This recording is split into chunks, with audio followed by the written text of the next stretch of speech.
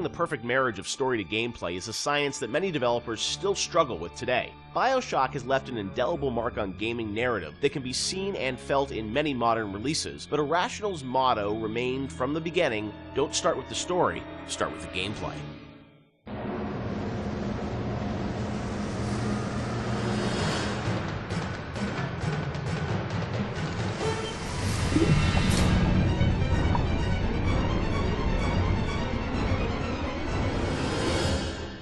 A lot of fans probably wonder about the process you go through in writing the story and the design for a game like BioShock. You've talked about how it evolves over time and what eventually ships is very different than your initial vision. Do you guys write like a script or a design document for the game and that becomes sort of the Bible that everyone drives towards, or do you iterate much more? It's different for every game. Like System Shock 2, I went back to it recently. I wrote a design document, and we started that project in September, and the design document I saw was dated like October or something. So in a month, I wrote the design document, and it didn't change.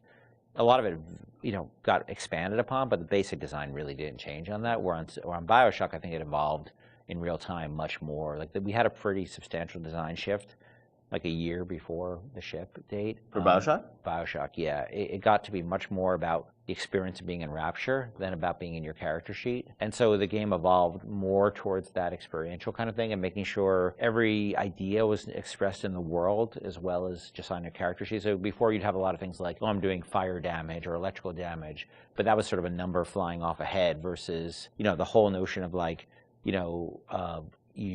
there's barrels and you light them on fire and then you can pick them up and throw them. But you'd have stats coming off characters and all that stuff? Much more so. Oh, really? And that evolved, we did a design shift, but I don't know how well that got documented. I think we were moving so fast that we were just sort of changing things, laying down the tracks as we went right ahead of us. And the same with the screenplay, the screenplay, there is no screenplay. It's a bunch of probably Excel files and fragments of Word documents that I'd write, and I'd go to recording sessions and I'd rewrite on the fly once I hear the actor perform, because once the actor takes on it, you listen to their voice and you say, what you wrote doesn't really matter. What is the right thing for this actor playing this role to be saying? So I tend to do a lot of rewriting in the session, and then you have a bug late at night where somebody says, oh, this doesn't make any sense, and you're like, oh God, you have to write a new audio log and try to get the actor back in, or you figure out what's the best way to get this idea across? Yeah. And is it an audio log? Is it a poster on the wall? Is it a piece of text that pops up on the screen?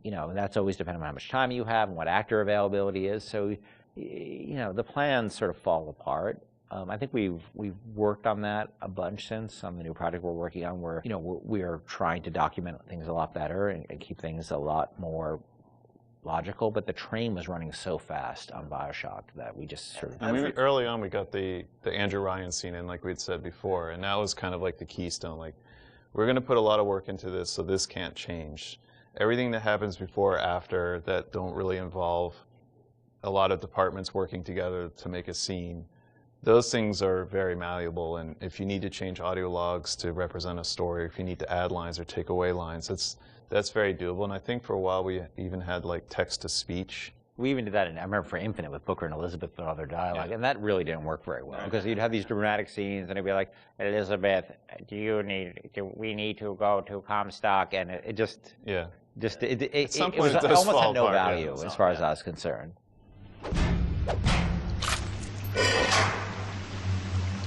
Atlas radioed on ahead. Says you were looking for an invite to the fisheries. Nuts, I say. But if you heads up to the Wharf Master's office and find old Peach a research camera, maybe I could manage an invite.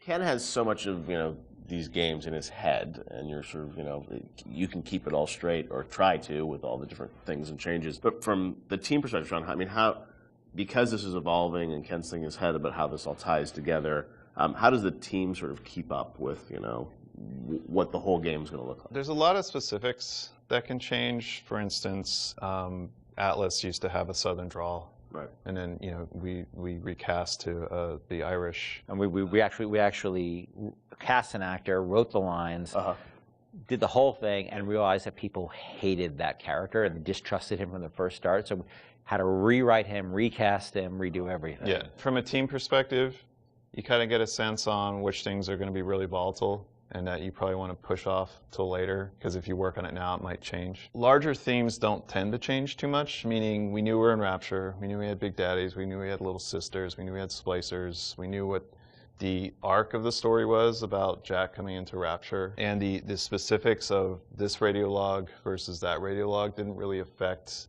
anyone outside the audio team at that time, because we could still build the environment. We still knew what the environment was. We still knew what the animations were. There are areas you learn just by working in the same space for a while that this scene, I'm not touching this yet because I know that it's going to get changed a lot. I think these themes are pretty nailed down, so I'm going to focus the team on getting these things done.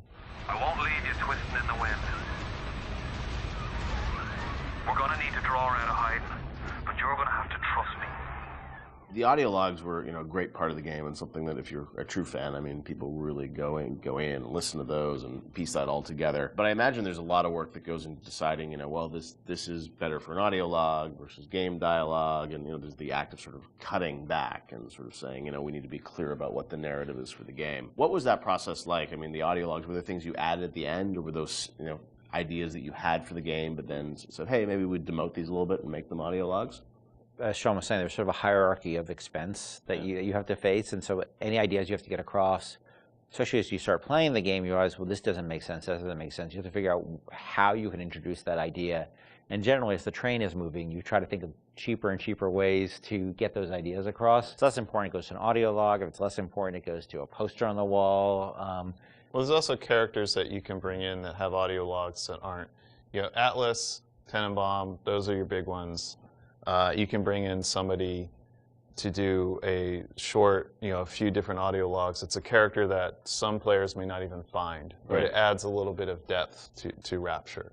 And it also, usually each character generally is about a certain idea, and we don't just sort of come up with characters like we have an idea problem that we need to solve, and so let's introduce a character who's this guy, and he will be the guy who sort of shepherds you through that idea.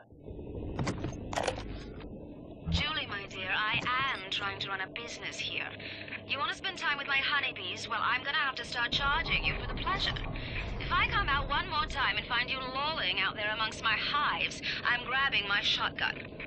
As to your question, yes, my days in beekeeping school are a blur, but I do seem to remember something about that enzyme you keep blabbing on about. So as you're going through the game and, writing things, rewriting things, were there things with the original BioShock that you've always been surprised that more people didn't pick up on, or was there something that, a connection to a character you thought was really going to resonate with people, which, didn't? Anything like that? No, it's the opposite.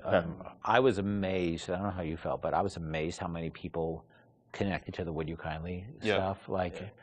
Because I think it was when I wrote that speech, I don't think anybody on the team was like, oh my God, this is really this or that. And I don't think I really had any sense that people were going to connect to it. I think we ended up sort of over time finding more ways to support the notion throughout the game. Yep. And I don't think I really, until I heard Pat put together the revelation moment, whereas where you had all the bits that Atlas had said to you in the past building up, and then there was a visual that went along with that. That's when I realized it was going to be a really powerful moment.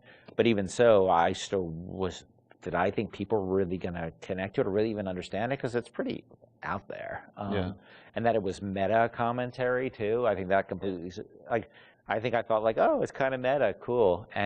But people connected to it in a much bigger way. Yeah, the choice and everything, and also just, being able to kind of roll back and think of all those other moments throughout the game. And so, a great revelation like that, they're few and far between in games where you sort of then you want to play it again, you're just like, oh, wow, really, that does all make sense, right? Yeah, I think as a team, we were definitely proud of what we had done. But up till that point, SWAT 4 was the biggest game that we worked on, and we had no expectation of that anybody would pick this up. Or even BioShock cosplay. I remember the first cosplay I saw with the guy in the Big Daddy suit, and his little daughter was in the kitchen cabinet. I think that was the first one I saw. I was like, whoa, people know this stuff, that's insane. Yeah, people were building these outfits, and that only expanded with Infinite. I mean, that sort of went crazy with Infinite, with people cosplaying Elizabeth and Luteces and Booker. It meant a lot to people, and I don't think that's something we ever saw coming, and we're deeply grateful for it, because it's one thing to make a game and get good reviews and stuff like that. It's another thing to have things that people are having their weddings themed around it, and their tattoos and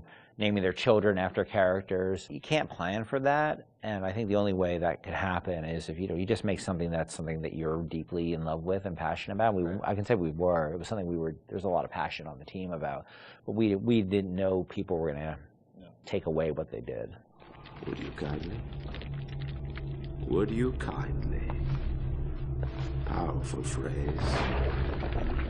Familiar phrase. Would you kindly? Would you kindly get this? Would you kindly find that? Would you kindly find that? Would you kindly find? Would you kindly get this? Would you kindly head to Ryan's office and kill the son of a bitch? Part of the challenge with that, though, is when people love fiction so much and they dive into every word written in every audio log and try and connect all the fiction, make sure it all makes sense. Are there any things from that game that you sort of look back and it's like, oh wow, like we didn't explain this and we should have, or things that fans have misinterpreted over the years?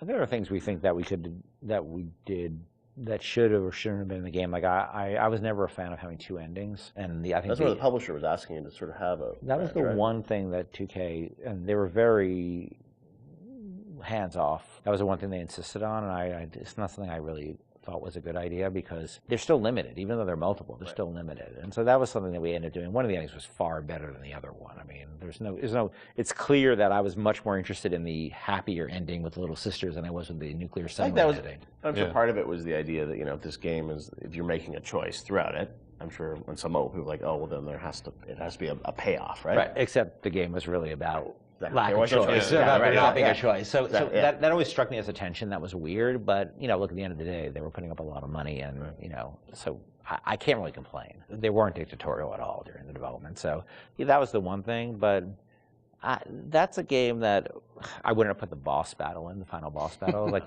we seem to end up doing that over and over and over again. Every time we start a project, I'm like, I'm never going to do that again. We're never going to do that again, and we end up doing it. Right. We're not good at boss battles, and that you're fighting that guy, and look, this is the naked dude. It just doesn't work. Totally makes sense. But and it works really pretty well up till then, but then it just doesn't work. That boss battle's silly.